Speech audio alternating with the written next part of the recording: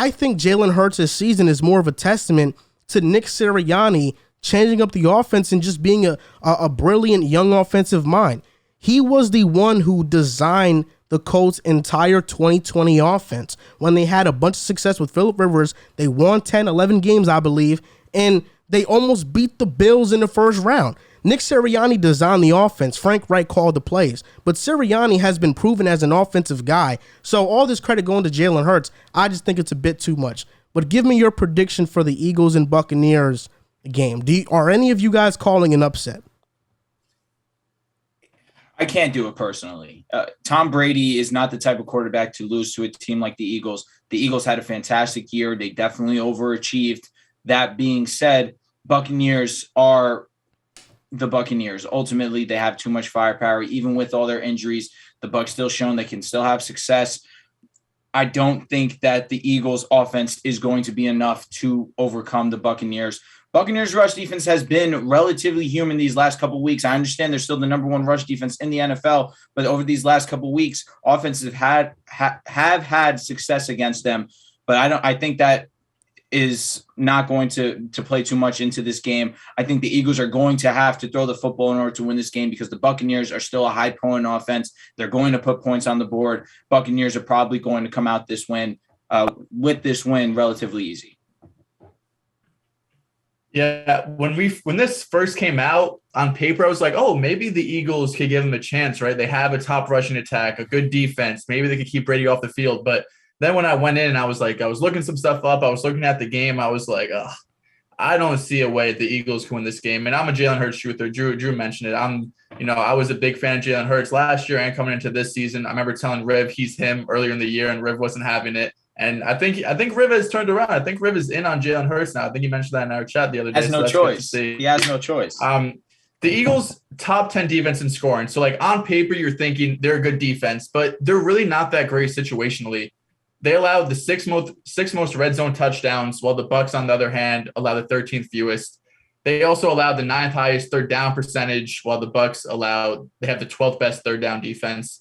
The Eagles have 31 sacks, second worst in the league. The Bucs are top 10. So while the defense is good on paper, situationally, where you have to be great in the playoffs, great, even better, if you want to be great in the playoffs, you got to be damn near perfect against Tom Brady.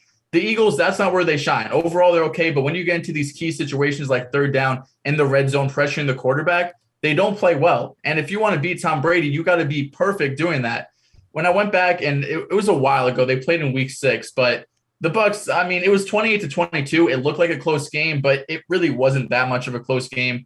The Bucs and Brady, they just ate up the short passing game, which what has Brady's done for year after year. He completed 95% of his passes from 0 to 9 yards of line of scrimmage. So it was a bunch of underneath stuff. Antonio Brown had a great game. He's obviously not going to be part of this one, but he had 13 targets for 90 receptions, 90 receiving yards and a touchdown. Shaq Barrett was phenomenal. Devin White was all over the field. I think he'll be a big part in containing Jalen Hurts in this RPO style of offense.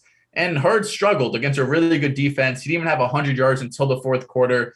It was a weird game. Miles Sanders was by far their best option in the backfield, but they only gave him 11 touches, even though it was kind of a close game. So Miles Sanders has dealt with that issue year after year with different coaching staff. So I'm not really sure what to make of him. He seems like an explosive runner, but multiple coaches also don't seem comfortable enough to give him all of the workload. They brought in Jordan Howard. He's been really good. Kenneth Gainwell was a 5th or 6th round pick. He came in. He's played well in his limited touches.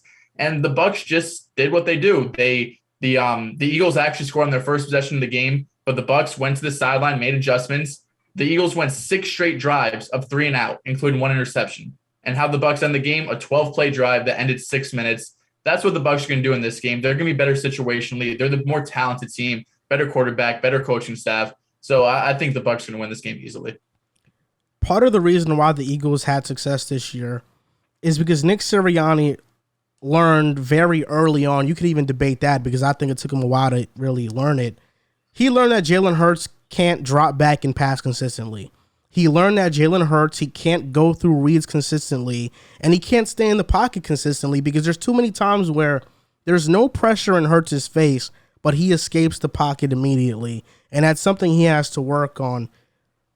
It was that game where the Eagles went all in on a run-first approach. That game, you mentioned all the 3 and outs. That happened because Sirianni was calling pass plays on first, second, and third down, and occasionally a run play for Jalen Hurts. Miles Sanders, I think as a whole, the running backs, they got fewer than 5 carries in that first half, and I think that's me being generous. I think it was like 3 or less. And part of the reason is that you look at the Bucs and they're such a dominant run defense that you don't even want to challenge them in that area. The Cowboys did the same thing in week 1, and then the Eagles did the same thing when they played them. But that last drive, the last scoring drive the Eagles had, Miles Sanders got a bunch of touches, and that's how they were able to get momentum against the Bucs. The final score was 28-22, but there was a point in time where the score was 28-7. It wasn't a close game at all. The Bucs controlled the entire game. And I think the keys for the Bucs this game is just to stop the run so Jalen Hurts can pass the ball, because the Eagles are a completely different team when he has to make progressions and he has to stay in the pocket and make the right read. They're just not the same team.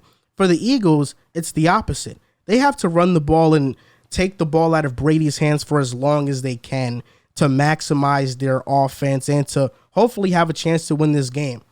The Bucs defense looked vulnerable late in that game against the run versus the Eagles, but I think it was because at that point they just didn't care too much about that possession. I could be wrong, but that game, Lane Johnson didn't play for the Eagles. With Lane Johnson playing, who is a top tackle in the NFL, and the talent they already have on their team on that offensive line, this could be a closer matchup than what I'm expecting. And I'm not ruling out the Eagles completely, because even though I think the Bucs are by far the better team, I just think matchup wise, they can kind of force the Bucs' hand a little bit. And the Bucs don't have AB, who was really the best player on the field on offense for the Bucs that game. Leonard Fournette is back, so that's a good sign. Chris Godwin also is not playing. And although I do think Mike Evans is still a number 1 wide receiver, he is declining, and I think Darius Slay can do a really good job on him. So guys got to step up for the Bucs. So for the Eagles, I think it's control the clock, run the ball, and for the Bucs, it's to stop the run and make Hurts throw within the pocket. I do think the Bucs beat the Eagles 24-13. That's my score prediction.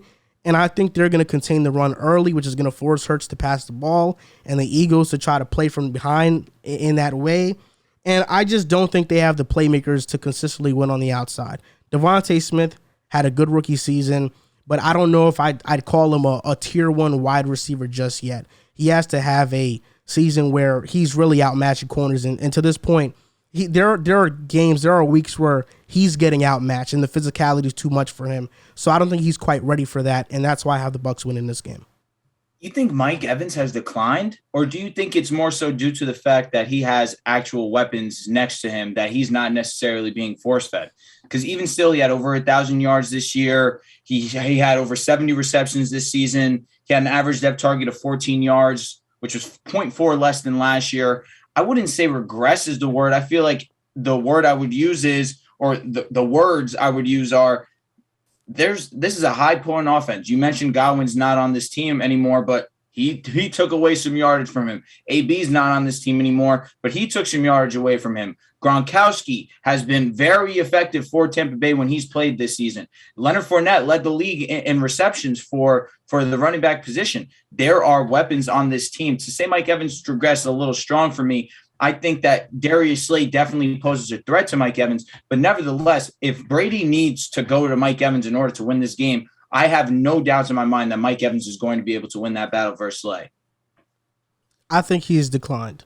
Even though you mentioned all the weapons he has, I think you can make an argument for how that hurts his stats, but I think that helps him. It gives him the ability to go up against one corner all the time. You know, now the Eagles can put more guys on them. They can maybe play a cover 2 shell, and they can have a safety watching over the top and ready to make a play on that. So I think it's a bit of both. His stats aren't going to be there, but you know, when you talk about number 1 wide receivers in the NFL and teams that have them, where does Mike Evans rank amongst those guys? He's probably still a top 15 receiver in the league. He's probably still a top 15. I would, but like more towards 15 than 5. Yeah, and I think definitely. And I think they're, you know, when we talk about the 32 teams in the NFL, not all 32 teams have a number one receiver. I think there's about like 20 teams that have it. So if Evans is closer to 15th than he is 5, he's one of the worst number one options at receiver in the NFL. I agree. Yeah, he's one of the worst or wide receiver one options, but he's still a damn good receiver. And I don't know if you mentioned Joel, but he's good. We also have Lenny Fournette, Gio Bernard, Levante David all return to practice today. So that's going to be huge for the Bucs, not only for this week, but going forward, because they had Le'Veon Bell and Keyshawn Vaughn out there the last couple of weeks, and that's not ideal for the running back situation. Le'Veon Bell's a legend, though. A Steeler legend. Levante David, I saw he practiced, but I wasn't – from the reports that had come out, it said that he might miss the first week of the playoffs. He's a game-time decision. If he plays, this is a huge boost for the Buccaneers. He is their best defensive option regardless. He's the leader. He is what makes the Buccaneers defense go. You need Levante David for this playoff run if the Buccaneers want a chance to win, to repeat for the Super Bowl. So that's huge. Yeah, I really don't. I wouldn't be surprised if this is a closer game. I mean, last year, Washington gave the Bucs a close game, so you never know. But I think the Bucs win this pretty easily.